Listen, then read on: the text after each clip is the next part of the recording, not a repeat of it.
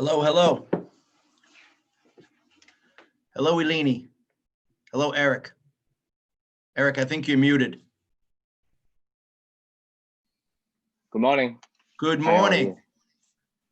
Welcome to my pricing class. Are you new to Keller Williams? Yes, I am. Welcome to the family. Thank you. Are you a new I'm, realtor or were you with a different company prior? I'm very new.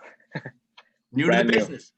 Yeah, new to the business. Yeah, I just got my license last month. So Congratulations. yeah, thank Well, you. then I hope this class is going to be very helpful for you. Yeah, What did you do prior to real estate? I do hospitality. Cool. Yeah, Very I work similar for business. hotel. Yeah, hospitality. Customers, you know. It's Hi, good. Vasily.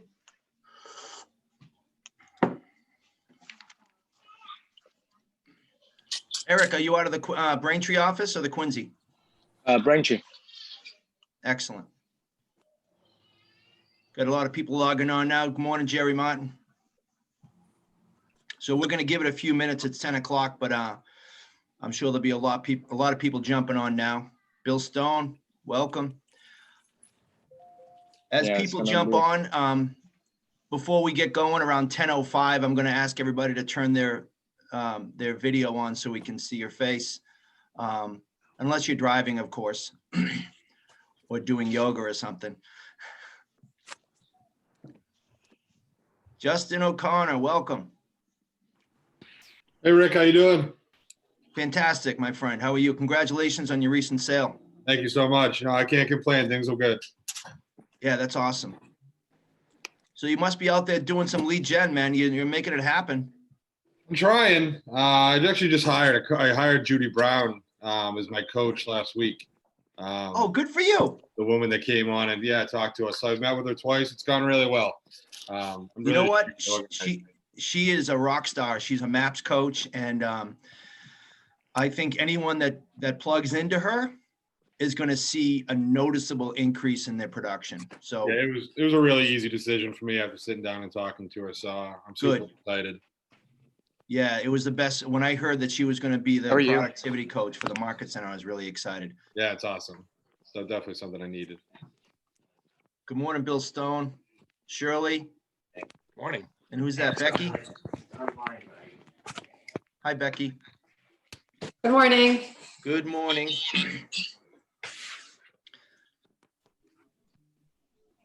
Barry Green, welcome. So this morning, guys, this is going to be a information-packed 1 hour. I want you to take notes, and I definitely want some interaction. You know, if you have some questions, you can raise your hand or say something in the chat box. I'll be watching that. You know, you won't have to worry about pricing a home if you don't have any listing appointments. So I hope everybody understands this is assuming that you're doing your lead gen job every day and you're getting appointments. But once you get those appointments, you know, it's a critical part of what we do, pricing homes. Welcome, Chris. Welcome, Elaine. Did I pronounce that right? Eve. Ivelisse. Sorry, I was on mute. Hi there, it's Eleni. Hi, Elaine. And Carol. Hi. Really excited to have you guys on the call today, and really excited to share some of these strategies that have been working for me.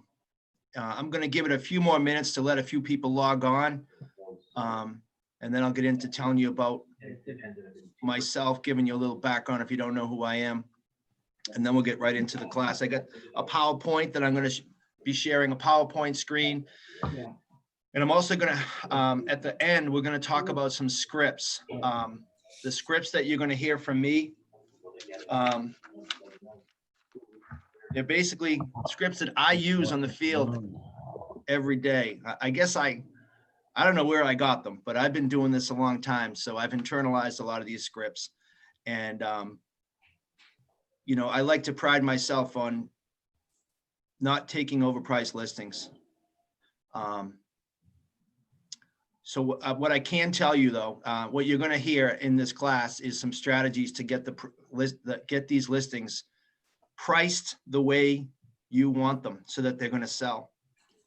But at the end of the day, just get the listing. In this market, you want to have that contract signed. So if you're unable to convince the homeowner to agree to your price, there are certain things you can do to still win. But you want to leave the appointment with that contract signed. Do not let the price be a barrier to that. Welcome, John, Jerry, Therese. Thank you. So we'll give it another 1 minute before we get going. Getting a lot of texts this morning from our pie invite. Is anybody doing the pie party? If you are, raise your hand. I'm gonna try. You should seriously give it some consideration. It's a great touch. Still gotta get in touch with people. All right, we got 15 people on the call today. My partner Lisa should be coming in about 15 or 20 minutes or so. But today, guys, is going to be information packed 1 hour. I don't care if you're brand new or if you're 30 years in the business like me, you're going to encounter the pricing conversation with the homeowner. I heard today on the way in, I was listening to a podcast, and consumers in today's, COVID world, they're looking for data and they're looking for some confidence that they're making the right move. And the best way to do that is to understand the market data. I just spent 4 or 5 minutes and I was able to come up with some really core data for the 3 towns we service, Quincy, Braintree, and Weymouth, and I'll share that in a minute. It's so easy to collect this data. It's right at your fingertips on the MLS. All right, before we get going, I'd like to just ask you if you have the ability to turn your video on. I'd like you to do that so we can all see each other's faces, unless you're driving, of course. And yeah, everyone's saying good morning. Good morning, Bill. So before I get into the screen share, I got a PowerPoint. Let me just let you know who I am. My name is Rick Murray. I've been a real estate agent since August of 1990. I started August 2nd. And so that's a little over 30 years I've been doing this. I've sold over 1,100 homes. And so I've had a lot of pricing conversations. And I helped give birth to this Keller Williams office, this Keller Williams family that we're all part of. Back in 2005, me and a few guys said, hey, have you guys ever heard about Keller Williams? And we ended up opening the franchise. So it's been a nice journey, 14 years now. So I'm really so grateful to have you all on this call. So happy to be here. I want to share some knowledge that hopefully you guys can take with you and apply it out in the field. So before we get going, I want to ask you guys a question. Has anybody ever been in a situation where they were involved in a pricing conversation with the homeowner and they ended up just accepting the listing price that the seller wanted? If you have been in that situation, raise your hand. So if you haven't, you will be. And what I'm hoping we can give you today is some strategies to really give yourself the best chance, give the homeowner the best chance of a really good sale process, of a good transaction. If the house is overpriced, everybody loses.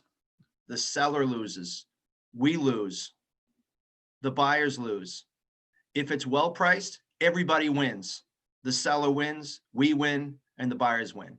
So getting a well-priced listing is critical to the sale process. It's going to set you up. It's going to determine if the house is going to sell or not going to sell, how long it's going to sell, what it will sell for. There's a lot that goes into it. So you have to understand what your personal pricing strategy is going to be. So when we get a phone call, what do you think these homeowners want from us? there's really one thing. They don't give a shit how many houses we sold. Pardon my French. They really don't. They want to know how much their house is worth. How much money can they put in their pocket, right?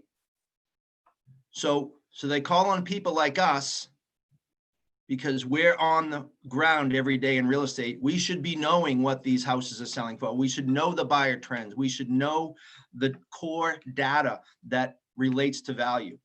So does anybody know the most commonly used method to establish pricing? Comms. CMA. It's called the comparison sales approach to pricing. If you're in a city where you basically are selling 4 walls, you're selling space, the most commonly used method in the city is the cost per square foot. If you're in the suburbs, there's a lot of external factors, somebody's yard, a beautiful pool, an ideal side street. There's a lot of external factors that can affect value up or down. So that's why we use the comparison sales approach. And when you use it properly, it can be super accurate. One of the tools that the R+L Home team uses to establish, to prepare a CMA and establish pricing is Toolkit CMA. After this call, if you need some advice from me as some great CMA tools, Cloud CMA, just say something in the chat, or you can call me. I'm going to give you my phone number right now, and I would encourage you to call me after this Zoom call if you have any questions. Okay, so if you have a pen, just write down 781-343-1708. 781-343-1708. That's me and Lisa's Google number that rings both of our phones. All right, let's get into it.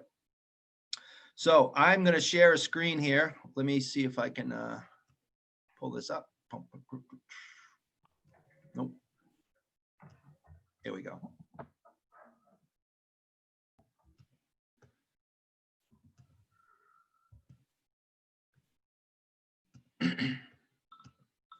Share screen. Come on now. Here we go. All right. Can you guys see that PowerPoint? Yes. Okay, great. Just going to move this around a bit. So today's class is called How to Price a Listing So That It Sells. We're going to talk about powerful pricing strategies. We're going to make sure that you understand the range of value. We're going to make sure you know how to review the comps, which comps to select, basically how to do a comp search. We're going to talk about some questions that you should be asking the sellers versus telling them information. So during your presentation, you should always be using questions instead of making statements. And I've learned this the hard way. The first 5 years of my career, I'm telling you, I learned so much. And I probably was a very bad realtor, but I learned from my mistakes. And basically telling people things and making statements just really won't get you too far. You need to be a question asker. Because that means you're in control. We're then going to talk about how do you close for the listing, get the signature, and then agree on a plan. Because let's face it, once you guys agree on a pricing strategy, guess what? You have to go back to your office and get to work. That's when the real work starts. So you got to get the lead, you got to get the appointment, you got to give the presentation, you got to earn the contract, and then you go to work trying to sell it. So I'm going to show you one of our plans that we've used for some other people. Because you always want to be telling them, all right, here's what's going to happen next. So what is a CMA? If you're on this call, if you can maybe make a comment in the chat or even chime in, unmute yourself. Does anybody on this call not know what a CMA is or what it stands for? And don't be shy. This is all about learning. There's no judgment here. CMA.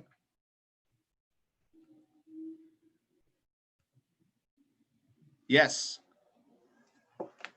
So John says a comparative market analysis, Bill Stone, comparable market analysis, same thing.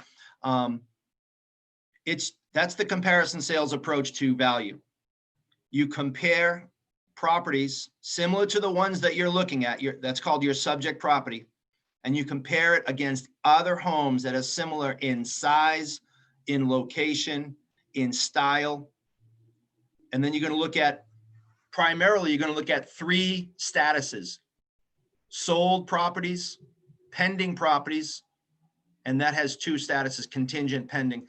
You can also look at actives, but why is looking at an active home less important than looking at a sold home? Does anybody know the answer? And you, and again, chime in vocally, just unmute yourself. Because it hasn't sold. That's right. It hasn't sold. And if it never sells, then it's really not a good comp. I always tell people, your home is only worth what somebody is willing to pay for it. So in this market, that opinion can be wildly different to many people. So what we need to do as the real estate professionals is to do our research. And I want you to write this down. Use like an eagle approach, like you're circling the house like a hawk. And you want to look at it from many different angles. This is what I do is I got 2 appointments yesterday, and I'm doing this today on these 2 appointments. I'm going to look down at the house in a hyper local, like a micro search, hyper local. Look right on that street. Has anyone sold on that street in the past 3 to 6 months? Is there any actives? And then you branch out from there and you expand your search to a macro level.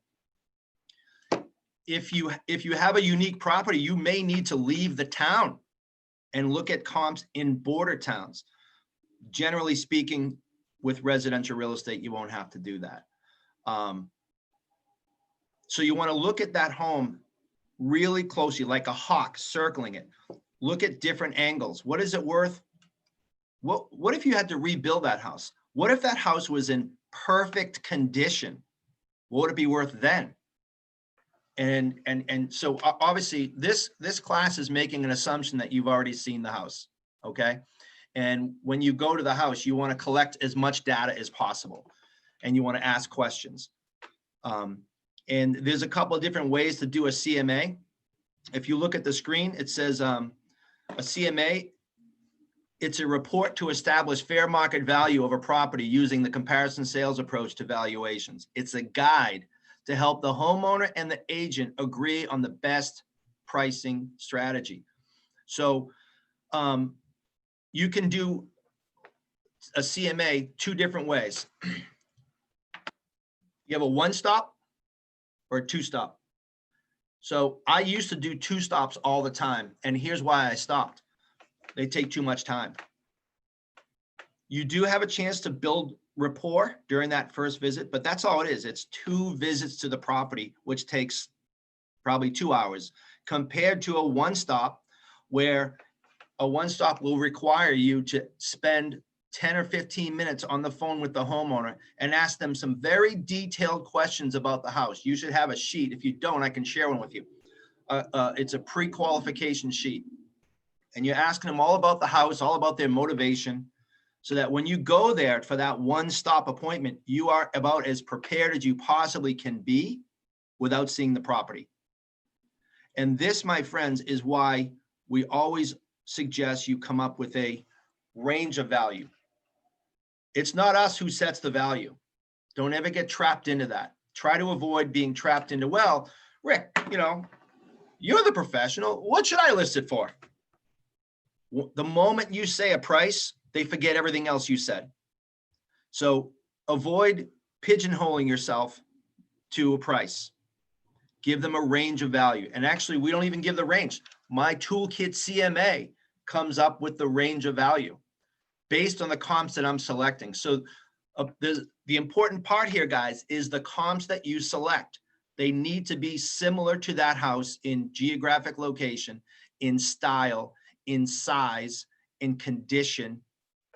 And if you're unable to find something that's similar, you now have to think like an appraiser and stop making adjustments.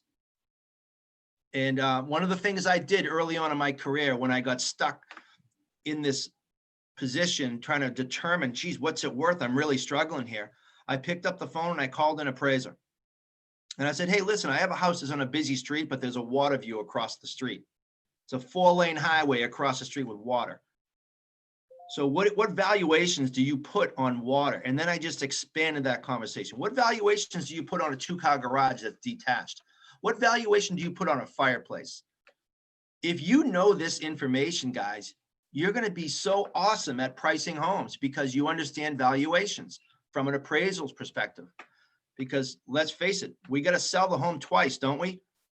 Once to the buyer and once to the buyer's bank. So always be mindful of that. Put your emotions aside and think logically, not emotionally. Every homeowner we talk to is thinking emotionally. We have to come at them with a logical perspective to valuation. Does that make sense? All right, selecting good comps. I recommend you don't choose more than 3 comps in each category. 3 solds, 3 actives, and 3 pendings. That's 9 comps.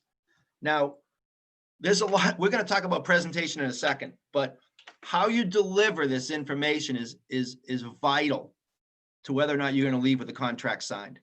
So it's important that you understand the DISC profile, D-I-S-C. That's a whole nother Zoom class. But you want to get some, you want to measure the personality of these people that you're about to sit in front of and show them your CMA. Now, if they're like a bottom line high D, like, come on, get to the point. Do not show them all your accolades and how awesome you are. They don't want to hear it. They want the data. Give me the number. So I always adjust my CMA based on the person I'm presenting it to. If I know they're a high D, I'm coming in and I'm putting the comps on the side of the table and I get right to the price. Mr. Seller, I think you're the kind of guy that wants to get right to the bottom line. Is that true? Yes. Great. Boom. Here's the range of value we're talking about. Would you like me to explain? And they love that. If they're a high D, if they're a high I, like me, like many of us, and they want to talk about themselves, that's a whole new presentation.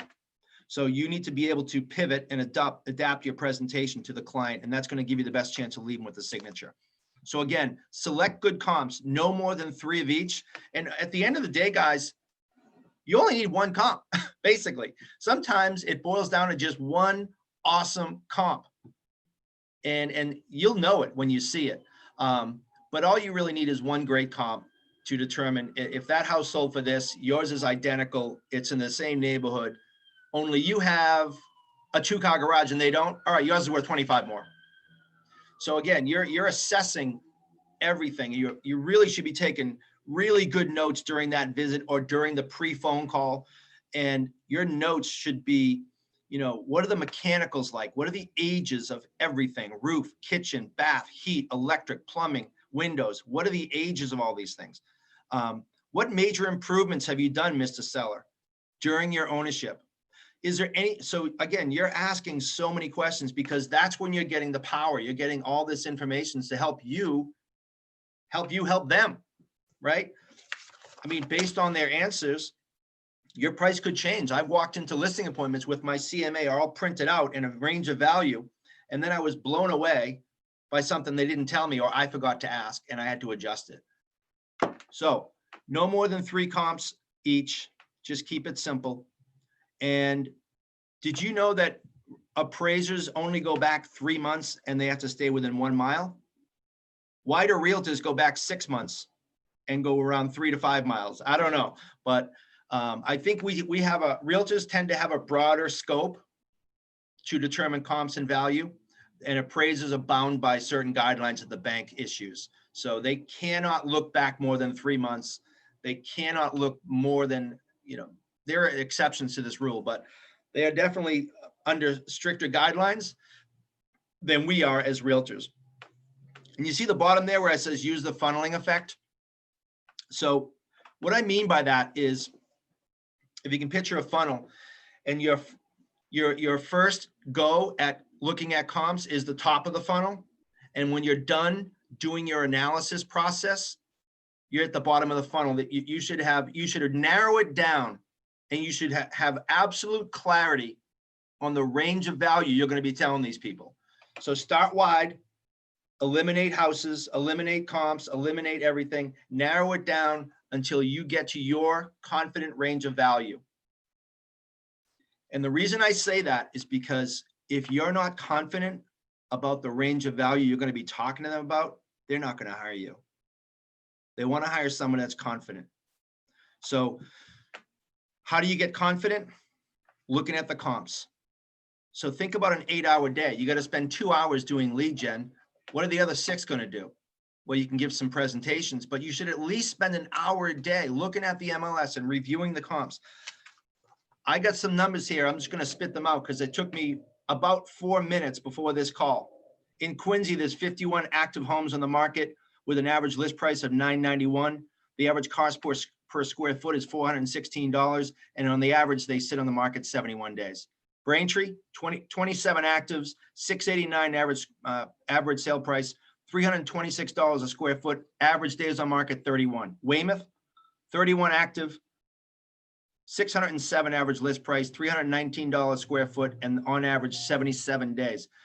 But that changes when you look at sold comps. And I just used Weymouth. In the past 6 months, 329 properties sold in Weymouth. The average sale price was $481,830. And on average, it took 15.29 days to receive an offer. Don't you think homeowners are going to want to know that information? Took me 4 minutes. So guys, you are real estate professionals. If you're going to convince people to be their trusted real estate advisor, you need to have accurate data to give them, to advise them with. So make sure you're knowledgeable about the data. Read the Wall Street Journal. Do whatever you can do to understand what's going on in the your hyper local market, and then your state, your region, and even the country. So you really got to have a wide scope of knowledge to best serve these people. If there's any questions at all, I want you to raise your hand or unmute yourself and speak up. Okay, guys? All right. So come on, range of value. So I'm sure you heard me earlier. Don't get yourself pigeonholed into a price. So how do you establish this range of value? One of the first things I do, and I just did this yesterday, I got an appointment. I pulled the public record data and I collected the property data. I did a history search on the street, on the neighborhood, and the zip code, the whole town. You always want to make some adjustments for value. Most importantly, this should have been first. You want to know the seller's motivation. Why are they selling? I mean, some people just want to know what their house is worth with no intentions of selling. Do you really want to spend a lot of time on these people? I mean, we're all about helping, right? So it's great. But sometimes when people call me up, hey, I just want to know what my house is worth. I'm not going to be selling, but I'm just curious. No problem. What's your email address? Bang out a RPR or a Zillow report. And it's going to show that's a public valuation site. It's going to give them a range of value, approximate. But I want to deal with motivated sellers that are serious about selling. And so you figure that out by asking questions. Hey, Mr. Seller, I'm just curious. I'm looking forward to seeing you at your house on Tuesday. But just a quick question. Why are you selling? How soon do you have to be there? So again, back to the asking questions. If you're not checking Zillow or RPR, and if you don't know what RPR stands for, we all have access to it. When you became a realtor, you got a National Association of Realtors ID number. RPR is basically the National Associations of Realtors Zillow. It's their internal Zillow. I find it to be data rich and probably a little more accurate than Zillow. So it's accessible right through a link on your MLS. Realtors Properties Resource, RPR. You want to call other realtors. I mean, you want to dig deep, pull out your shovel and start digging. You're in a fact-finding mission of data, because these people are relying on you to tell them what their house is worth. if you've been in the business for a long time, then, you have the privilege of knowing comps and just having the experience of knowing what, with a 1,500 square foot Cape is going to sell for in Weymouth, 425, something like that. But, you want to dig deep. And that's, if you haven't gotten a call from an appraiser yet, you probably will. They always call and say, hey, I'm doing an appraisal on a property, and you sold a house over on Banana Road. And can I ask you, did it have a finished basement? Did it, they just start digging deep. So do that. Pick up the phone. If you see a comp that's interesting, call the other realtor and say, hey, how many offers did you get on that? Was it in good condition? The pictures look great, but was it in really good condition? I mean, so just, again, be curious and dig deep. You want to know your competition. So you might want to write this down. One of the things I always do when I go and visit a homeowner is I do a 1-page printout on the MLS of all the active single family homes, if it's a single family or condo or multi, whatever, the active homes available in that person's zip code or town. I want to show them that. And I say, here you go. Here's your competition. Okay. That's what's for sale. But I'm not focusing on that. What I'm focusing on is the pendings and the solds. And that's where I do a more detailed printout so that we can drill down on the comps if the sellers want to do that during the presentation. So again, you're making an assessment to determine how you're going to deliver that presentation. You want to check the cost per square foot method.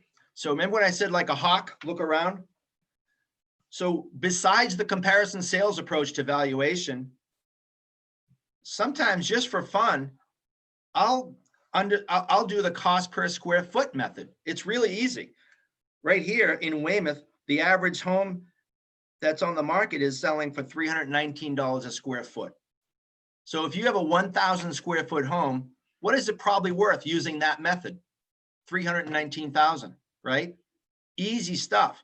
Sometimes it matches up perfectly and other times it differs greatly. But having that knowledge as a tool in your toolbox is powerful. We used it on Regatta Road in Weymouth because it was a unique property with water views, but they were obstructed. And using the cost per square foot method, the value came in at 980, but he wanted 1.1. So we did end up taking that a little high, but guess where it sold, guys? 980. So unfortunately, he listed his home March 9th. So it was a long journey, if you know what I'm saying. That's, the shutdown happened like on the 12th. So anyways, know your cost per square foot method and know your assumptions. What I mean by knowing your assumptions, guys, is you need to know if the homeowner is, because quite likely when you're looking at the home, it's probably lived in, right? It may not be absolute market ready. So you need to know, are they going to be doing any improvements? Are they going to be getting it staged? What's it going to be like on the day you click go on the MLS? Because that's the price you need to select. And the other thing I should tell you is probably 6 times in the past year, I've left the house with a listing contract signed with no price, to be determined, because they had a list of things to do. It was going to take them 3 or 4 weeks to do it. And a lot of things can change. The condition of the property is going to change, but the market could change too. So we agreed to just not select a price until maybe 3 to 5 days prior to listing. Don't be afraid to do that. You have to be very confident if you're going to be doing that. Know your assumptions, know what the seller's intentions are. If they're not going to do any improvements, okay, now I know we need to price it a little on the lower side because people are going to be complaining about the condition. Any questions so far? Yeah, I have a question. ahead. I'm brand new, so maybe this is something everybody else already knows, but when you're making suggestions, are you the one telling them, what you think would best improve their house, or do you bring somebody in from the outside to help you with that? Or is that just fully dependent on your seller? That's a great question. It's probably a little bit of both. I feel confident making suggestions to a certain point because I have some experience in this business. But I don't shy away from pulling in a stager. Once we go down that road and they start asking me for staging advice, that's out of my lane. And that's when I'll call in one of our preferred stagers to get, we offer a free consultation. Part of the Arnell Home Team's deal is if you hire us, we're paying money to the stager to go over to your house for an hour and walk you through it. And you got to follow them through with a note, with a clipboard. Get staging advice from a stager, not a realtor. That's my humble opinion. But clearly there are going to be times when it maybe doesn't need to be staged, yet we can still offer them some really great advice. So write these words down because this is what stagers always say. And they're always part of my dialogue. Depersonalization. I mean, that's pretty obvious, isn't it? But you'd be surprised how many people don't understand that when they want to sell their house, they have to depersonalize it. Declutter. That's another thing. And the third one is less is best. So you can apply those principles to virtually every single room, but I'm not a stager. So you have to, again, assess the homeowner. Are they willing to invest in staging? Because if they are, staged homes sell quicker and for more money. So if a staging investment is going to cost you $2,000, you might get $10,000. It's usually a very, very wise investment. It's one of the hardest ones to convince homeowners to do, though. They just can't see the bottom line. I had a listing where the homeowners had really beautiful photographs and paintings of their children and their family spread all throughout the house. And she wasn't taking my advice to take them down. Over and over and over again, I said, Kelly, listen, people are having a hard time pitching themselves here. Your house is beautiful, but you need to depersonalize it. And she just couldn't get herself to do it. She was still very emotionally attached to the house. And we had one showing where the realtor called me afterwards and he said, hey, I got to share something with you.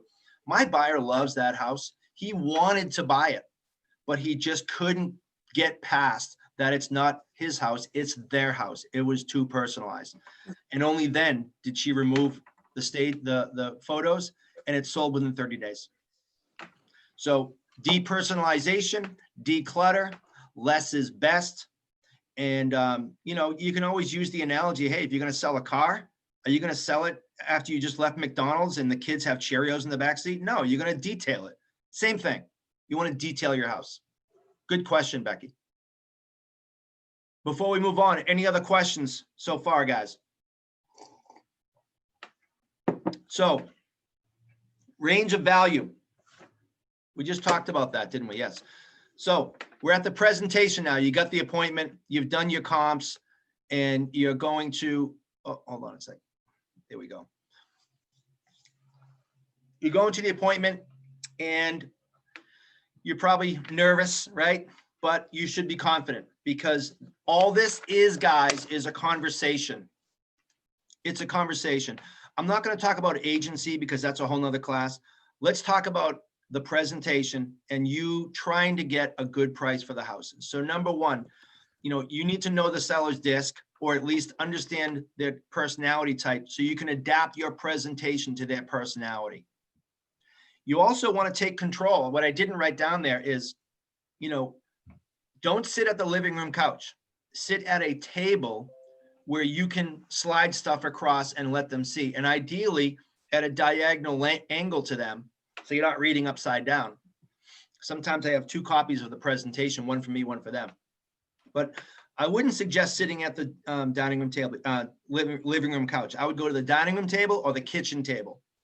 And if there's kids, don't be afraid to speak up and say, I'm sorry, would it be okay if we can minimize the disruptions? Because this information, I put a lot of work into this and it's really important for you guys. So is there a chance we can have some real dedicated 15 minutes or so where we can maybe put the kids in a different room? Is that okay? I hope you don't mind. Whatever, just take control. You want to use your questions and tie to maintain control. Does anybody know what that means? So a tie down is basically seeking approval. If the sellers are basically just listening and not really responding, a tie down is a way to get them to respond. So Becky, thank you for having us over here tonight. We're excited about presenting the home. Becky, is it okay if I ask you several questions during this presentation? Okay, yeah. You know, a tie down is basically, you know, seeking agreement. Becky, wouldn't you agree? You know, so did you see that house over there on Main Street? So clearly that house has less square footage than you, so you're probably going to sell for more money. Wouldn't you agree? And, you know, that's a tie down. Wouldn't you agree? So use questions and use tie downs to maintain control during the presentation. You are the professional. And guys, I always look at it this way. This is a two-way interview. They're not just interviewing me to see if they want to hire me. I'm interviewing them to see if I want to take their listing. I might not want to take it. They might be crazy. They might have unrealistic expectations. The house, you know, this doesn't happen too often, but seriously, there are times when if I can't convince the homeowners that my information is valid and they want an unreasonable price and they want me to, you know, call them 2 times a day to update, like if they're making unreasonable requests, I'm just not sure I'm going to be able to meet their needs. So I politely bow out and maybe refer it to a realtor that I don't like. But seriously, you want to, it's a two-way interview. So during this interview, you want to be confident upon entering, show up on time, not late, and try not to be early. Show up on time. What I do is I ring the doorbell and I take 5 steps back. And I say, Becky, sorry for picking on you, but you're my homeowner. Hey, Becky, it's Rick Murray, the realtor. We had a 5 o'clock appointment and it's 5 o'clock. You know, just try to make some light about it, but be present, be confident, and be on time. As soon as you get in, assuming this is a one-stop, you need to see the house. So I always give them something to look at while I walk through the house without them. I don't want them following me around because they're going to try to sell me the house. I'm the realtor professional. I just need to see this home through the eyes of a buyer. I'll be back in 5 minutes. Here's some stuff to read. Is that okay? Excellent. And you walk through with your notebook or your clipboard, you take notes. I mean, that right there makes you look like the professional. So if you have already seen the house, you don't need to see it again. Get right to the table, get right to the spot that you're comfortable presenting and revisit or confirm the motivation. So Becky, thank you again for having me over. Let me just review some of the notes I have here. So the reason you're selling is you're being transferred to Connecticut, correct? Yes. And you need to be there by February, correct? Yes. So just review their motivation. Go back to the motivation. That's everything. And you quite honestly, you might go back there a few times, you know, if you are getting resistance for your presentation. What are you giving them to read? Are you giving them the comps from the area or the actives? What are you handing them? Great question. That can pretty much be anything, but we call it a pre-listing packet. So I always want to get them this pre-listing packet before I show up so they can review it.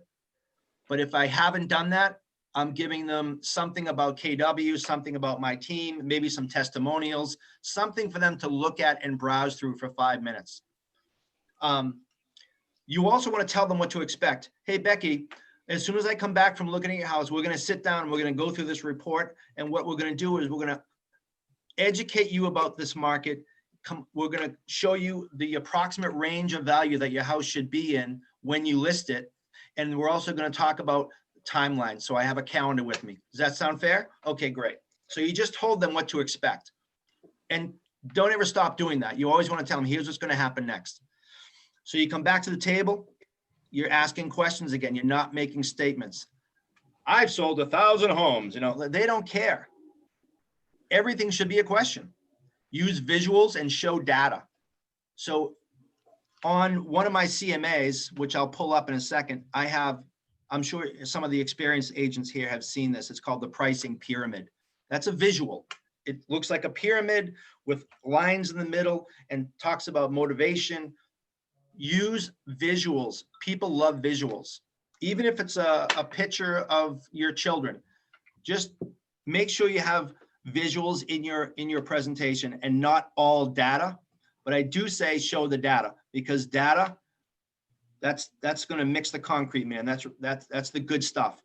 And, you know, I just wrote down my data that I just quoted to you. That's all data. That's real hard data off the MLS. It's undeniable, and data is your friend. So you need to combine visuals and data. Now, some people will disagree with me, but I always want to show the seller an estimate of the seller's net sheet. This is also included in the Toolkit CMA. And this is going to show them if your house sells for blank price and you back out your mortgage, your tax stamps, your real estate commission, your attorney fee, your smoke, all the fees that they're going to incur, what is their net? If you think about it, guys, that's why they're calling us, right? They want to know that number. So I'll leave that up to you. If you want to protect that number, I respect that. Some agents are afraid to, you know, show them the real estate commission right up front. I don't care. It is what it is. And I bring value to that commission. And that's a whole nother class too, negotiating commissions. But this is about the presentation to establish fair market value for the price of the listing. In your CMA, it should include your resume and testimonials or references. And if you're brand new, create something or use the company's data. Keller Williams has been around since 1992, whatever. Just use the company's data, and don't lie about anything. If you're brand new, spin that around to make it a positive. Hey, listen, I don't have any sales under my belt, but here's the good news. I'm all yours. You're going to get 100% of me because I want you to be my first sale. Some people love that. Just be real and authentic. Don't lie. Don't bullshit. But have this resume and testimonials is your chance to show them who you are, you know, what people say about you, and that makes them feel good. It says the sellers set the price.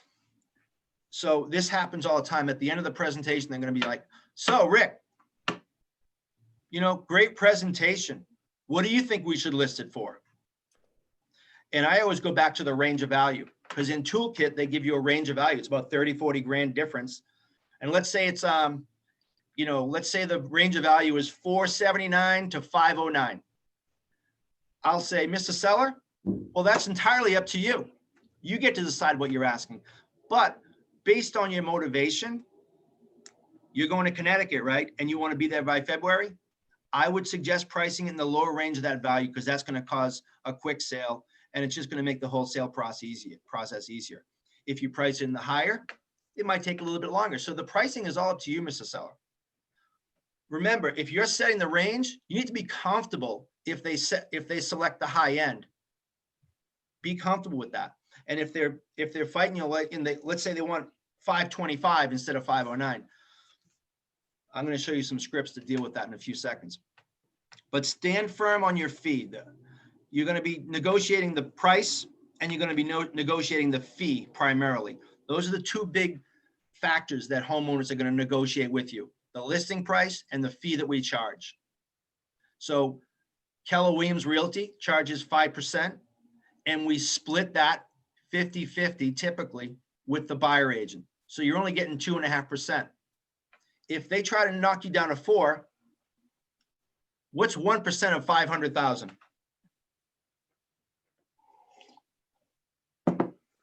$5,000. So you just caved $5,000 to make them happy. Don't tell your spouse about that, because they're going to be pissed off that you just gave $5 grand away. But seriously, guys, don't just cave, negotiate it. And show them that you're a good negotiator by saying, hey, listen, I can't do 4, but I could do 4.5. That's only 2,500. And if they resist that, you know, they're not going to give you a hard time, because don't Mr. Seller, you know, I wouldn't be doing my job if I didn't negotiate, you know, strongly, because you do want an agent that's going to negotiate well for you, right? I mean, do you really want an agent that's going to, you know, just accept all your price terms and conditions and not negotiate them? How do you think they're going to handle your equity when it comes time to negotiate that? So when you're at the table with these homeowners, guys, this is it. It's game on. You are in the game, and you need to leave with that signed contract. And ideally, I always go in, I want to get my price, my terms, and my conditions. And when I leave there with that signed, I know it's going to sell. I just got to put my plan of action in place. But if it's way overpriced, I mean, damn, if I'm not excited about the listing price, how am I going to get other people to be excited about it, right? So you're going to see some scripts at the end that will help you in that particular area. So we have a plan of action for every listing, and it's customized. We literally bring it with us because, and we also bring a calendar, by the way, bring a calendar so that they can identify when the first open house is going to be, when the first sign goes up. You know, you just outline for them. Here's what's going to happen next. You've got the plan. And this is typically for people that are ready to go right away. They're not the tire kickers. So if they're ready to go and sign, show them your plan. They're going to be so confident and grateful that you have a plan in place. And then you got to just turn around. I'll do my job, Mr. Seller, and your job is to keep the home clean. You know, make your beds every morning. Don't leave any dishes in the sink. Don't leave any laundry lying around the, you know, the living room couch. Just keep your home neat and clean and be ready for a spot showing. So bring your calendar, establish dates and deadlines, bring the seller's sales cycle. That's a visual. And again, guys, if you need any of these things, contact me after the call. I'll provide you with everything, all of our tools. We use them on a daily basis and they work. Talk to the seller about staging principles. Less is best. Declutter. Be ready, not rushed. You're in control. So if they're saying, hey, listen, I want to open house here this Sunday. I need this in the market. Okay, no problem. Come back to your plan. All right. And don't let them rush you, or you shouldn't be rushing them either. You're better to be ready. I just told this to one of my sellers who said she's going to put it on in January instead of November. And I said, listen, I need 30 days notice. So if you're planning on putting it on January 15th, you need to call me December 15th so we can develop our plan of action, look at the calendar and understand the sales cycle. She's like, perfect. It's in the calendar already. Set clear communication guidelines. So Mr. Seller, how often would you like me to update you with feedback? Let's talk about communication. Do you prefer emails, text messages, or a phone call, and how frequently? When you can set those clear guidelines on communication, my God, they are so relieved. And then you just got to live up to it. So if you tell them you're going to call them every Tuesday, do it. Don't call them on Monday or Wednesday. Call them every Tuesday. Just do what you said. That's called integrity. Walk them through the contract to the close. This is how you bulletproof the sale. So you have a listing contract at this presentation that hopefully they're going to sign with the price that you select, with a 5% commission, at least a 90-day exclusive right to sell contract, and then walk them through. So here, let me tell you what this is going to look like, Mr. Seller. We're going to have an open house next Sunday. We're going to have an offer deadline, and assuming we get some offers, we put this under contract. They're going to have about 7 to 10 days to do a home inspection, and then we're going to sign the P&S, and the bank's going to send an appraiser out here. And all during that time, I'm overseeing the financing and making sure our deadlines are met and our contingencies are met. What you should be doing is packing, okay? But the real important day, Mr. Seller, is the mortgage commitment date. That's the day that the bank guarantees they're going to lend the money to the buyer. So I'll be keeping an eye on that day. But in the meantime, we're going to keep our lines of communication open, and I just need you to start packing. You know, so be excited, be the professional. Don't overpromise and underdeliver. You should do the opposite. And how do you implement your plan? So on the plan that we have, we literally talk about week number 1, week number 2, week number 3, week number 4, and then an overview. So if you want a copy of that plan, let me know. I'll email it to you today. I know Chris just got a listing, his first listing. Congratulations, Chris McDonald. It's a beautiful looking listing. If you guys want to look it up, Chris, can you tell everybody what the address is of that, please? Why don't you promote it on the call here? Okay. Yeah, that's 677 Washington Street in Abington. 677 Washington Street in Abington. Correct. And what's the list price? It's selling at $399.9. And it's on the MLS, right? That's right. I put it on yesterday. 4-bedroom, 1 bath, beautiful colonial. This is a huge, beautiful home. It has all hardwood floors pretty much throughout. Yep. Huge So- master bedroom. Which, Chris is having an open house there this weekend, guys. And what I want you to do is go on the MLS and look that up. The pitches are amazing. The price is amazing. And when they were at the house was not in that good a shape. They had to do a lot of work, Chris, right? They did, and we left there with a signed contract with the price to be determined. Yeah, you left there with a signed contract with the price to be determined. And I think that was about a month ago, right? So guys, go look. That's a perfect example of what we're talking about during this call. He listed that a month ago. It's on the market now and it looks amazing because he had a plan of action. You know, he got his for sale sign up there with a coming soon rider. He's been blanketing the neighborhood with calls and postcards. He put it in the MLS. He called showing time. Maybe send a handwritten thank you notes to the sellers. Call all the realtors who sold houses in Abington in the past year in that price point and say, hey, Betty, it's Rick from Keller Williams. I just listed a great house and it's coming on the market next week. I know you sold one in the same price range about 3 months ago. And I'm just wondering, do you have any overflow buyers that might be interested in this new listing? That's a lead generation call. So a lot of realtors don't do that. They put it in the MLS, they put a sign out there and they pray that someone like me or Chris are going to sell it for them. Don't be one of those agents. Be proactive, be prospecting based. You want to call the sellers a minimum of once a week and establish that at the appointment. Hey, Mr. Seller, when we leave here, you can expect to hear from me at least once a week. It's probably going to be much more, but at least once a week, you'll be hearing from me and my team with an update, even if we have no information to share. Is that okay with you? Tie down? Great. Remember, your fiduciary responsibility at all times. Put them ahead of you. Fiduciary, look it up. You need to be super mindful of that word because you getting paid a commission is secondary to them getting their house sold. That's our duty as a fiduciary agent to these people, is to put their interests ahead of our own. And some might misinterpret, pricing strategies with breaking that responsibility. I actually don't. We want to get that price right because it benefits them. You can't underprice a home in this market. It's impossible. So why would you not want to price it competitively and hopefully attract a bidding war and have the price exceed your listing price? That right there is fiduciary responsibility, if you ask me. Any questions before we go on? We're going to tie it down. I know it's getting late. I might be a few minutes beyond the 11 o'clock, and if you have to jump, I respect that, but I hope you can stick with me, okay? Any questions? All right, so there's one more thing. I'm going to show you some scripts. So well-priced homes make everyone happy.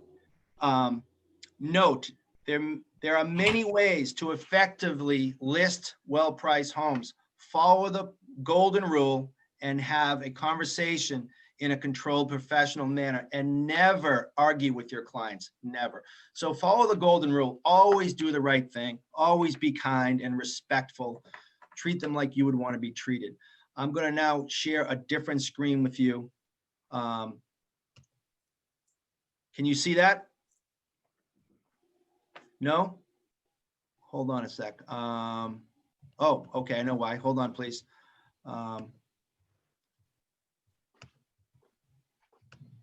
Okay, can you see that scripts up there? Everybody, yes, say yes? Awesome. So these aren't from anywhere except I have these scripts inside of me and I virtually use these often and they work. So I'm just going to say them out loud because I promise you, after you do your lead generation and after you get appointments, you're going to encounter these problems about pricing. And like I said earlier, it's a conversation, right? It's kind of a negotiation, but it's a conversation and it shouldn't be argumentative. You should come to a mutually agreed upon price that makes everybody happy. I don't like leaving listings with a price that's 20 or 30 higher than I know it should be. Sometimes I'm wrong. I am not perfect. Sometimes the market proves me wrong, and that's awesome. But I think I know pricing. And if the price, some of these scripts I've used, I just use them all the time. So I'll just go through it. Scripts to avoid taking overpriced listings. And this is at the point where you're at a stalemate and the seller wants more money than you're suggesting. Mr. and Mrs. Seller, if I can't get excited about our listing price, how can I convince other agents and buyers to get excited? Number two, you know what? We all want the same thing, Mr. Seller, the highest price this market will bear. But I'm just curious, what specific comps am I missing that would support the price you want? Can you show me those? Like, talk about calling them out, right? I love that. So maybe I'm missing something here, but my comps are telling me we should be between 480 and 510, and you want 550. And I get that. I want the most, but am I missing something here? I always try to say that. Number three, you can only make a great first impression once. So by pricing it at blank and getting no offers, we will now be chasing the market instead of having this market chase us. And Mr. Seller, you do want this market to chase us, don't you? Number four, Mr. McDonald, it's all about positioning. Do you want to position your house that will cause it to sell? Or would you rather have it just sit on the market for several weeks or months and get no offers? Which one do you want to do? If you notice, guys, these are all questions. And I'm even following them up with tie downs and questions. Because when you're making this presentation, you're in control. If they're asking you the questions and all you're doing is answering questions, they're in complete control, and you're gonna leave, without your price, without your terms, and without your conditions. So number five, you know what? The market will tell us quickly if our price is good or bad. Would it be a problem if we had multiple offers and above asking offers the first week? Then let's do the right thing and take my advice. Our plan is proven and it works in every zip code, and it's impossible to underprice a home in this market. So let's do the right thing. Okay, Mr. Seller? Mr. Seller, if my price is making you feel that, I like this one. Lisa's laughing at this one. This one has worked phenomenal for us. I remember there was a situation, a listing presentation we're in. Lisa, you remember that on Thicket Street? Mhm. And the woman wanted more money. She made it clear, I'll agree to list at that number, but I want more money than that number. And she goes, I'm just not feeling good about that price, Rick. It makes me feel uncomfortable. And I go, Mrs. Seller, if my price is making you feel a little uncomfortable and you have that little nervous feeling in your gut, well, guess what? Boom, that's a good thing. That's exactly what we want, because that means the buyer will feel the exact same way, only with excitement instead of fear. And that is how we create a multiple offer situation. So is it okay if we start bidding more? So honestly, isn't that true, guys? Bill Stone, you've been out in the field. I mean, when a homeowner is feeling nervous, they know your data is accurate, your price is right. They just, I just have a hard time putting a price on that low because I wanted more. When you can spin it like this, and it's not a bad spin, that's not a bad thing. You're really just trying to convince them that do the right thing. Because isn't it true? I mean, if they're feeling apprehensive about that number, imagine how the buyers are going to feel. They're going to be psyched. They're like, whoa, that's a great number. So you really have to open their eyes and just go down that road with them. Is it okay if we have a bidding war and the price goes above the asking? Then please trust me on this. I'm the professional. And I've done this for so many other sellers that have hired us. So can we go to work right now on, right away on marketing your home? So guys, at the end of the day, pricing is critical. Like I said in the beginning. However, it's more critical to leave with the listing contract signed. So try to get your price, but take the listing.